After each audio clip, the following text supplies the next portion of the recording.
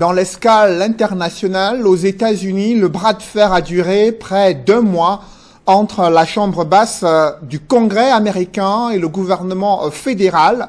Le service a bel et bien repris au sujet du budget alloué à la construction d'un mur devant empêcher les Mexicains de se retrouver aux États-Unis d'Amérique. Le président Donald Trump qui continue de menacer les parlementaires américains s'il n'obtient pas des moyens financiers conséquents pour mener à bien son projet. Des démocrates qui s'y opposent.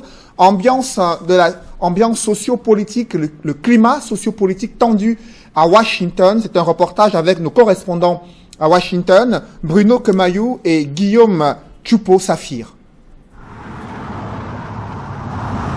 Entre le Congrès et le gouvernement américain, le torchon brûle. Le rêve des campagnes du président Donald Trump de bâtir un mur pour empêcher l'intrusion des Mexicains aux États-Unis est brisé par les membres de la Chambre des représentants en majorité, constitués des démocrates. Résultat des courses, le gouvernement américain a observé un arrêt de ses activités pendant pratiquement 1 mois, à savoir du 22 décembre 2018 au 28 janvier 2019. Le Congrès et le président n'ont pas pu s'entendre sur, n'est-ce pas, une demande spécifique du président américain, le président Donald Trump, par rapport à la construction d'un mur, n'est-ce pas, d'un mur d'environ 370 km sur la bordure avec le Mexique. Et donc la Chambre basse, qui est détenue par les démocrates aujourd'hui sous la présidence de Nancy Pelosi, n'est pas d'accord pour financer ce projet. Et donc le président a décidé que tant que ce n'est pas fait, n'est-ce pas, le gouvernement ne sera pas ouvert. Lundi 28 janvier 2019, tout est rentré dans l'ordre. Les activités ont normalement repris au sein du gouvernement américain. Les administrations ont ouvert leurs portes et la capitale Washington a retrouvé son effervescence habituelle. Mais les conséquences de l'inactivité du gouvernement américain sont énormes. L'impact est significatif sur plusieurs plans, sur le plan, n'est-ce pas, des recettes fiscales, n'est-ce pas, c'est un grand manque à gagner. Sur le plan humain, c'est-à-dire que les employés de l'État fédéral, n'est-ce pas, ne peuvent pas être payés, ne vont pas être payés. Et donc, alors, pour être plus clair,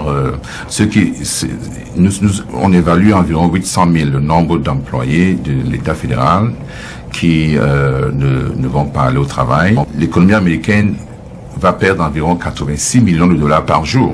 Vous imaginez, ce qui revient après calcul sur les 34-35 jours à environ 3 milliards de dollars de pertes.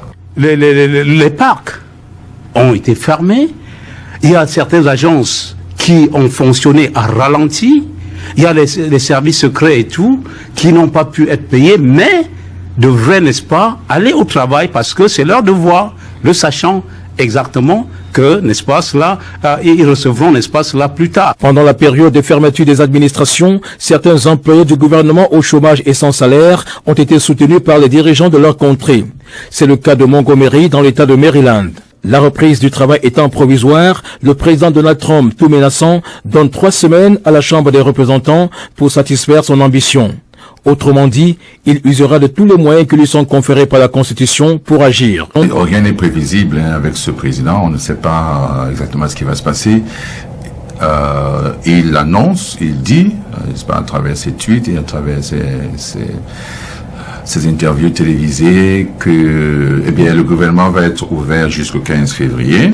Et donc, il donne une période de 3 semaines environ au Congrès de pouvoir, n'est-ce pas, lui donner ces 5,7 milliards de dollars qu'il demande pour la construction, n'est-ce pas, du mur. Alors, si ce n'est pas fait, il menace de pouvoir convoquer l'état d'urgence, qui lui donne donc le plein pouvoir pour pouvoir construire son mur en prenant de l'argent dans le budget de la défense. Aux États-Unis, les jours à venir s'annoncent difficiles entre le Congrès et le gouvernement. Après 1 mois de silence, avec des conséquences notoires sur l'économie américaine, les activités ont effectivement repris au sein du gouvernement. L'on s'interroge sur la décision qui sera prise dans 3 semaines par le président américain Donald Trump. Ici, la Maison-Blanche à Washington, la capitale des États-Unis, Bruno Kemayou, Guillaume Tchoupo-Saphir pour Equinox Télévision. Et en sport football, une nouvelle date est programmée.